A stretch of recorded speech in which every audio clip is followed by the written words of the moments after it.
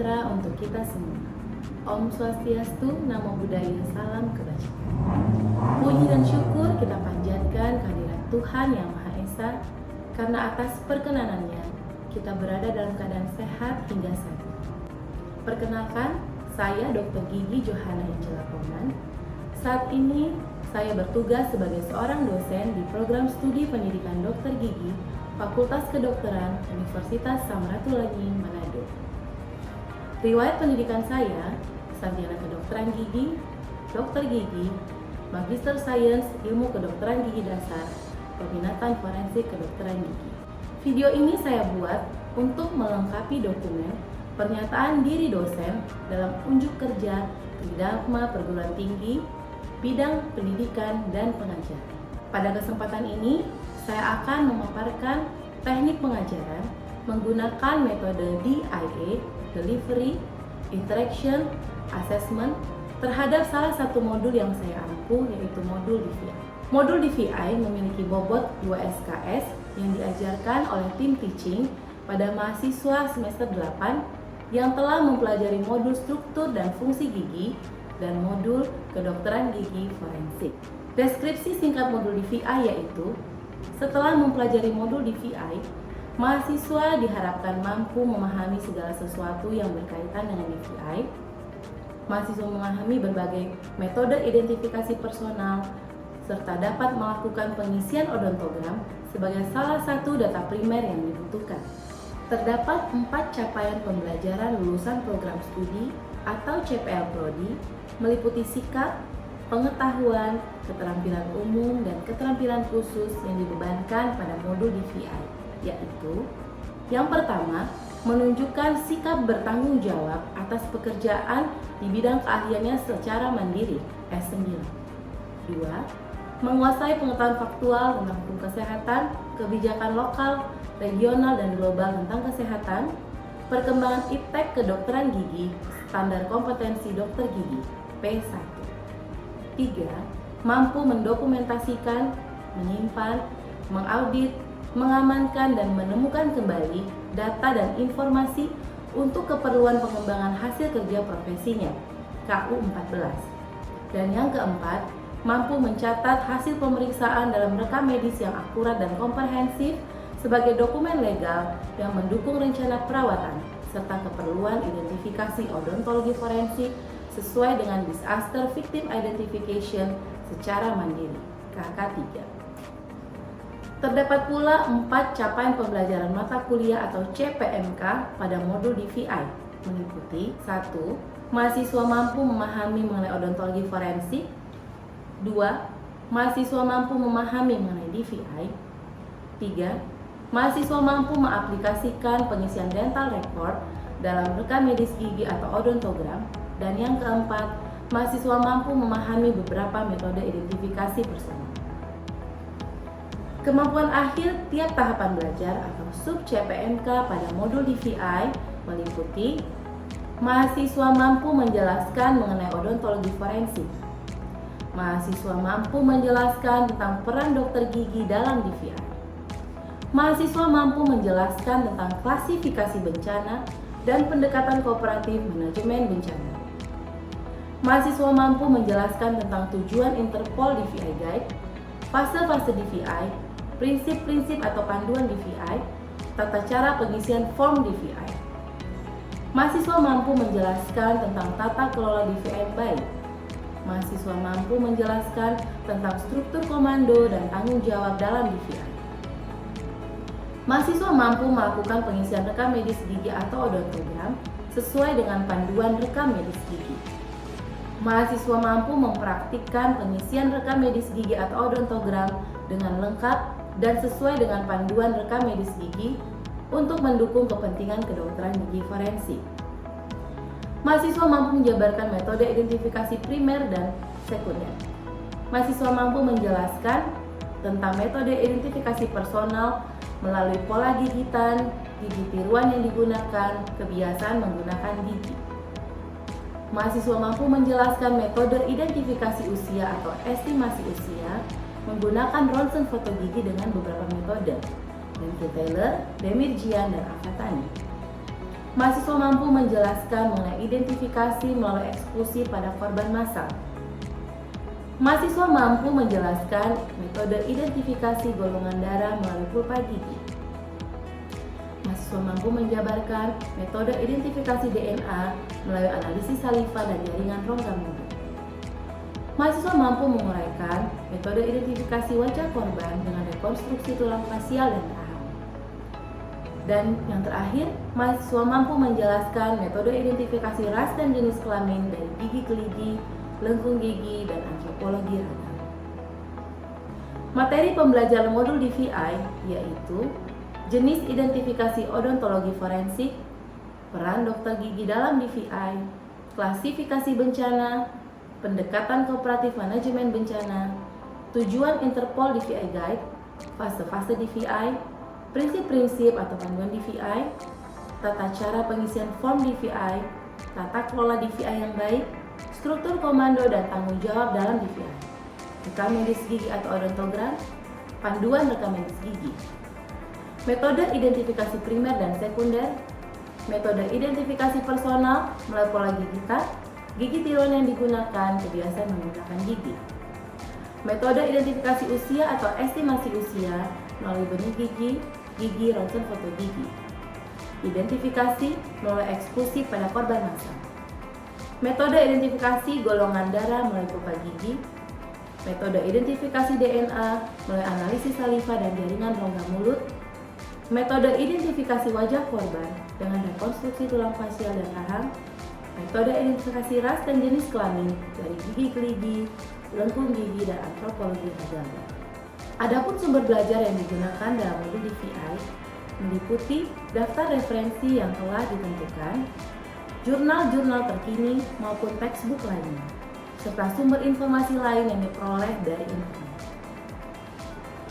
Sistem pembelajaran modul DVI menggunakan pendekatan student centered learning, pembelajaran yang berpusat pada mahasiswa, di mana dalam proses pembelajaran, seorang dosen berperan sebagai fasilitator yang menstimulasi dan mendorong mahasiswa untuk mengakses berbagai sumber belajar, sehingga mahasiswa akan lebih aktif dalam menggali ilmu pengetahuan. Dengan demikian, diperoleh pengetahuan yang mendalam atau deep learning, dapat meningkatkan serta mengembangkan kualitas dan kemampuan kritis mahasiswa. Metode pembelajaran modul DVI terdiri atas metode ceramah, yaitu dengan memberikan kuliah di depan kelas. Kemudian metode diskusi bisa dilakukan dengan beberapa cara, yaitu tanya jawab antara dosen dan mahasiswa pada saat perkuliahan berlangsung. Diskusi tutorial, di mana mahasiswa akan berdiskusi dalam kelompok-kelompok kecil yang difasilitasi oleh seorang tutor. Serta diskusi pleno, di mana mahasiswa akan membawakan hasil dari diskusi tutorial pada kelompok besar yang dihadiri oleh semua dosen pengajar atau pakar, serta semua mahasiswa mengontrak modul DVI. Dalam modul DVI, interaksi antara mahasiswa dan dosen dilakukan di dalam kelas dan juga di luar kelas, baik secara langsung ataupun bisa menggunakan media WhatsApp. Asesmen atau evaluasi dalam modul DVI meliputi penilaian tugas mandiri dan tugas kelompok dengan proporsi 25%, penilaian evaluasi tengah semester dengan proporsi 35%, penilaian evaluasi akhir semester dengan proporsi 40%.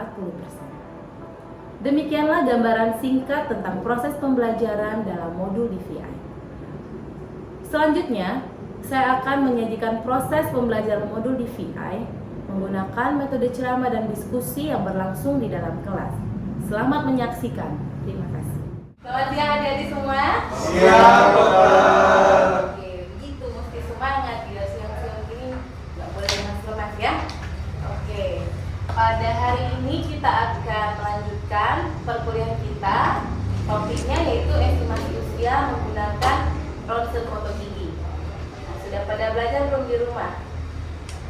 Sudah? Ada yang sudah, ada yang belum kan? Oke, kita mau pelajari sama-sama hari ini.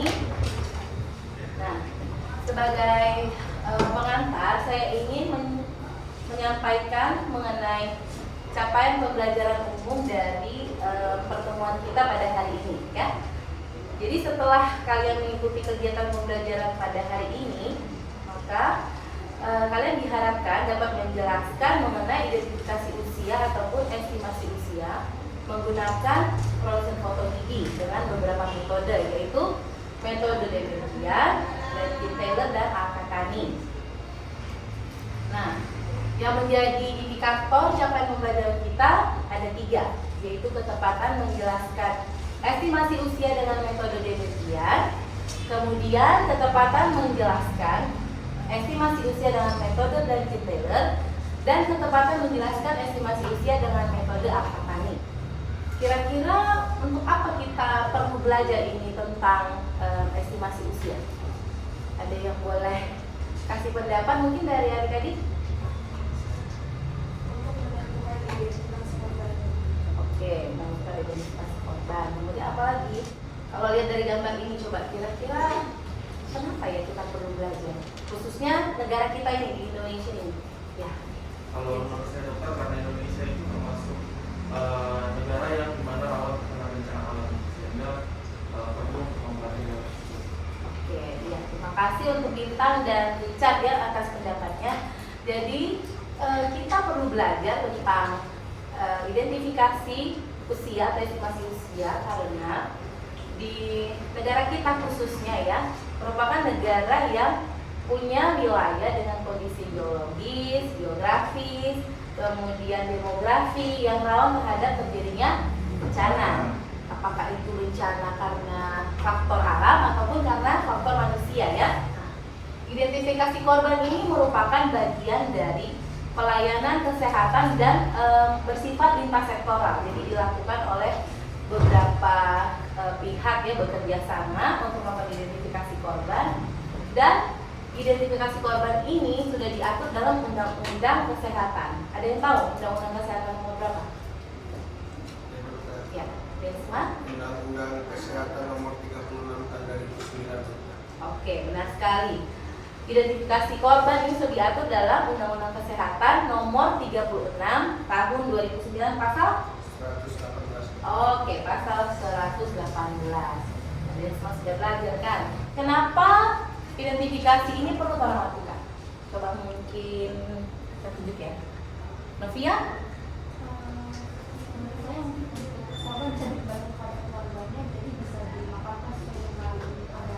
Oke, benar sekali. Dari sebelah kanan dulu, dari Sally. Mungkin salah satu hak asasi manusia. Oke, ada lagi yang mau kasih pendapat? Ya. Pengambilan hukum misalnya untuk santunan atau pembarisan yang kepada keluarga. Oke, ya. Ada lagi? Tadi siapa? Devani. Ya, mungkin untuk jika sudah menikah dosa, ini bisa menentukan pasangannya sudah tidak. Nah, tentu saja kalau sudah tahu ini identitasnya siapa, maka bisa ditentukan status si korban ya, berhubungan nantinya dengan pembagian warisan misalnya atau asuransi ya. Salah satu bagian dari proses identifikasi yaitu estimasi usia. Dan ada 2 sarana utama dalam melakukan estimasi usia. Jadi bisa menggunakan skeletal ataupun gigi ya. Tapi di antara kedua sarana ini, maka gigi ini adalah pilihan yang paling baik ya, karena gigi tahan terhadap pembusukan, kemudian dia tahan terhadap temperatur yang tinggi, gigi juga tidak mudah hancur, kemudian bisa diawetkan untuk melakukan analisis lebih lanjut. Estimasi usia menggunakan radiografi, ini ada 2 metode. Yang pertama metode atlas. Jadi kita nanti melihat atlas tumbuh kembang gigi, kemudian kita nanti akan sesuaikan ronsen foto korban yang kita dapat dengan atlas tersebut. Dan yang kedua itu metode scoring. Jadi kalau metode atlas kita gunakan biasanya atlas Al-Kakani, dan kalau metode scoring kita gunakan metode Demirjian dan Taylor. Oke? Sampai di sini ada yang mau bertanya? Ya. Nah, kita masuk ke metode yang pertama ya, metode Demirjian. Nah, ini nama orang yang meneliti dan akhirnya dia menemukan suatu formula dalam melakukan estimasi usia, ya. Jadi dalam melakukan identifikasi usia, baik itu nanti kita pakai metodenya Demirjian ataupun Blankenstein-Taylor, kita akan menggunakan ronsen foto, lalu kita bandingkan dengan gambaran tumbuh kembang gigi yang ada di sini, deh. Ya, jadi untuk gigi incisivus itu tumbuh kembangnya mulai dari C sampai ke H. Begitu juga dengan caninus, ya. Tadi patokannya adalah gambar-gambar yang sudah saya tampilkan. Nah, sekarang scoringnya pada stages gigi incisivus 1 tadi kan dimulai dari stage C, ya. Ini adalah skornya seperti ini. Kalau misalnya kita lihat ronsen foto si korban menunjukkan gigi incisivusnya ada di stage, misalnya stage E, berarti nanti kita akan memberikan scoring berapa? Coba lihat. 6,3. Oke, benar. Kemudian kalau kita lihat lagi, misalnya dia gigi C, I1 tadi sudah, I2 sekarang. I2. Misalnya ronsen foto korban ada di stage D. Berarti skornya berapa? Ya, 2,8. Kalau nanti ronsen foto yang menunjukkan gigi caninusnya ada di stage C, skornya berapa? 0. Ya, benar. Nantinya ini tabel ini dibedakan ya di antara laki-laki dan perempuan. Jadi kalau korbannya laki-laki, maka yang digunakan adalah tabel ini. Ada tulisannya di situ males, ya. Kemudian kalau perempuan skornya seperti ini. Nanti tinggal dilihat saja tabel ini, nggak perlu dihafal, ya. Nah, setelah kita men-skor gigi-gigi yang kita temukan di ronsen foto, nanti kita totalnya ada berapa. Kemudian dari total itu kita tentukan estimasi usianya. Jadi misalnya skor totalnya itu adalah misalnya 62 misalnya. Kira-kira usianya berapa? Ada yang bisa kasih pendapat? Untuk maturity score pada metode Demirjian, dia meletakkan di bagian vertikal di sini, ya. Dan estimasi usianya ada di bagian horizontal. Nah, misalnya skor yang tadi sudah kita total 62. Berapa kira-kira estimasi usianya? 7 sampai 6 sampai 7. Sekitar berapa? 6 sampai 7. Oke. Jadi nanti kalian lihat di sini 62 kira-kira ada di mana ya? Di sini, ya. Oke. Kemudian nanti ditarik garis ke kurva yang ada di tengah. Kurva di tengah mana? Yang ini, ya. Oke, kita tarik seperti ini. Kemudian kita tarik ke arah bawah.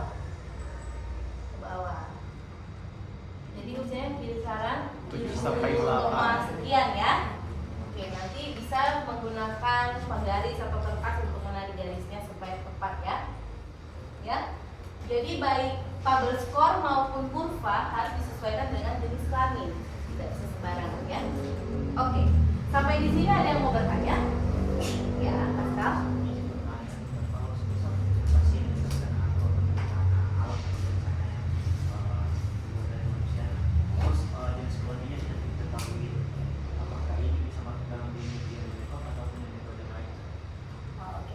Biasanya mesti ditentukan dulu jenis kelaminnya, baru bisa kita gunakan metode ini. Kalau nggak tahu kelaminnya, kita mau pakai tabel skor yang mana, mau pakai kurva yang mana. Jadi nggak bisa, ya. Ya. Ada lagi yang mau bertanya? Yang ini? Kan untuk metode yang dokter setiap giginya ada untuk poin-poinnya, Iya. skornya. Bagaimana jika ada seorang korban yang hipotensi dokter yang gigi dua-nya tidak tumbuh di semua?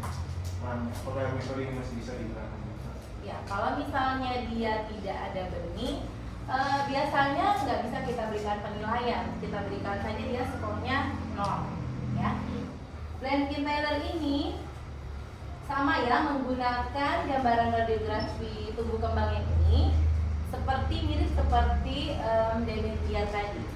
Nah, Blankenstein-Taylor ini melakukan modifikasi terhadap metode Demirjian, ya. Di mana di sini maturity score-nya itu atau penskorannya hanya menggunakan satu angka, jadi lebih simpel. Jadi kalau dia ada di stage 0 atau nggak ada tadi ya, jadi tentunya nilainya 0. Kalau dia ada di stage A berarti skornya itu 1. Kalau dia ada di stage B skornya 2, di stage C skornya 3 dan seterusnya sampai di stage yang K. Hanya saja di sini bedanya untuk kurvanya ya, untuk kurva estimasi usia. Kalau tadi Demirjian ada maturity score-nya ada di sebelah sini di bagian vertikal. Pada metode Bradley-Taylor, maturity score-nya ada di bagian horizontal, ya. Oke. Kemudian untuk usia estimasi ada di bagian vertikal sebelah sini. Ya. Dan nantinya kita juga akan menarik garis skor maturitas ke kurva yang di tengah, kurva yang biru, ya. Jadi contohnya kalau tadi kita sudah mentotal skor maturity-nya itu pada angka 45 misalnya. Berapakah estimasi usia dari korban tersebut? Di skor 45. Di sini. Oke. Sulit ya melihatnya ya. Oke. Kita coba sama-sama ya. 45. Berarti kita tarik ke sini sampai di sini ya. Baru kita tarik ke sini. Ya, sekitar 9,2. Ya, metode angkatan itu metode atlas ya. Nah, di sini kalau kita ada ronsen foto korban, kita akan membandingkan ronsen foto tersebut dengan atlas ini ya. Jadi misalnya kita menemukan satu ronsen foto, lalu setelah kita lihat-lihat dia ada di gigi, misalnya di sini ya antara dua ini. Nah nanti kalian bandingkan yang mana yang lebih mirip dengan atlas ini. Ya. Jadi atlas angkatan ini dia membuat tahap tumbuh kembang, atlas tahap tumbuh kembang mulai dari di dalam kandungan, kemudian sampai lahir ya di celometri seperti ini ya. Ini kemudian dia masuk ke sini. Oke, kembali lalu masuk ke sebelah sana. Yang pertama ini ada kasus ya, korbannya anak perempuan. Nah pada pemeriksaan secara langsung kita temukan ada gigi-gigi 11, 12, 53, 54, 55, 56. Kemudian ada gigi 21, 22, 63, 64, 65, 26 dan seterusnya ya. Nah jadi ini kalau gambarannya seperti ini, kira-kira ini ada pada fase apa ya si anak? Mixed dentition ya, benar sekali ya. Pada fase mixed dentition ya. Misalnya kita tentukan salah satu regio saja, mana yang mau diperiksa. Nah di sini saya memilih regio kanan rahang bawah ya. Oke, regio kanan rahang bawah gigi 41, 42, 83, 84, 85, kemudian 40. Nah, gambaran ronsen fotonya itu jelas ya. Nanti boleh saya share ke ini ya, ke grup, nanti bisa dilihat di situ sebentar supaya bisa jelas.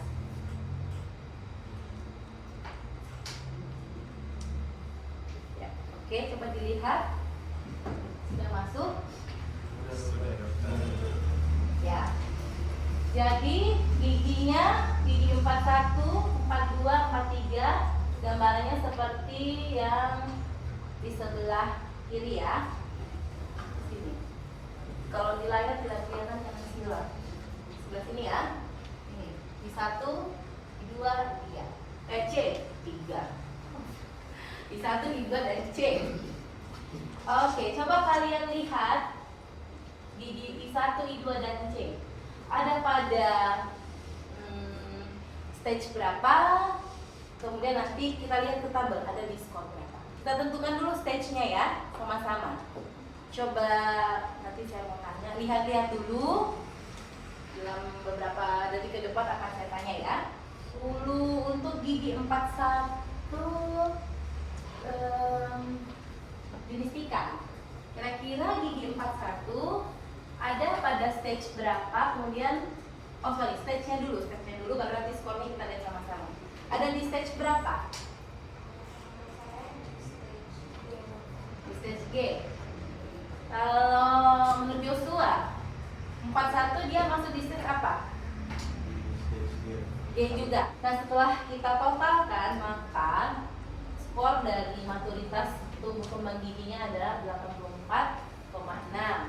Nah, sekarang kita masuk ke kurva. 84,6 dia ada di mana, Kang? Kira-kira di sini ya. Di sini kan? Nah, sekarang kita tarik ke arah sini. Kemudian tarik ke arah bawah. Sekitar di usia berapa itu?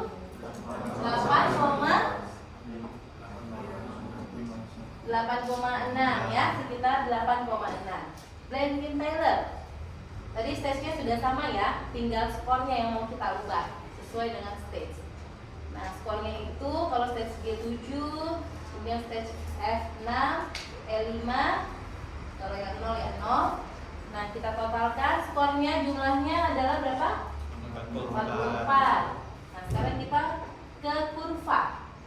Ke kurva tadi 44 ada di sebelah sini ya. Kita tarik ke atas. Di sini. Kita tarik ke sebelah sini. Ya, skornya di sini ya. 8, berapa ini? Kita 8,4 tahun. Mas Alkatani. Antara gambaran 7,5 tahun dan 8,5 tahun. Ronsen foto yang tadi sudah saya share itu lebih menyerupai gambaran gigi yang mana di atlas tersebut. Siapa yang 8,5?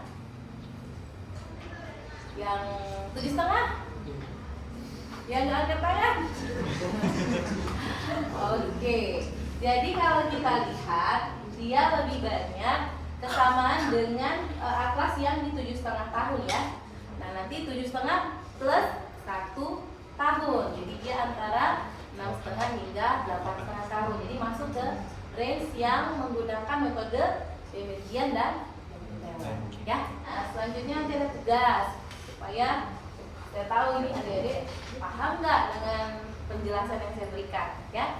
Nanti boleh secara berkelompok, pembagian kelompoknya diatur saja bagi 2. Jelaskan ya cara melakukan estimasi usia pada temuan radiografis gigi kasus berikut ini. Nanti akan saya share lagi ronsen fotonya ya sebentar. Karena kalau tampil di sini nggak kelihatan. Ini pada pemeriksaan langsung. Kemudian ini kasus yang kedua anak laki-laki ya. Nah, ini gigi nggak kelihatan kan? Ini ya, saya kirim lagi. Sudah masuk? Oke. Nanti diskusinya bisa dilakukan setelah tatap muka kita hari ini ya. Oke, sampai di sini ada yang mau bertanya tentang metode yang sudah saya jelaskan, 3 metode. Sally, sudah jelas? Sudah. Dari sebelah kiri saya, Novia, sudah jelas atau masih bingung? Randy, boleh? Ada yang tidak hadir? Hadir semua ya? Oke. Adinda ada ya?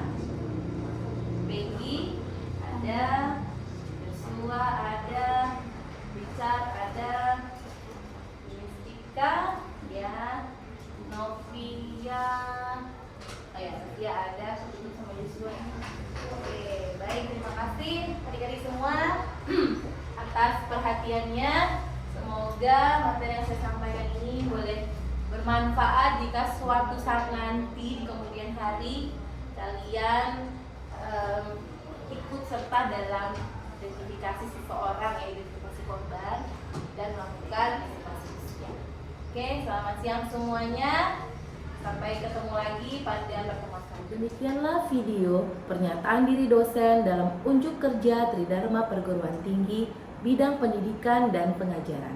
Terima kasih.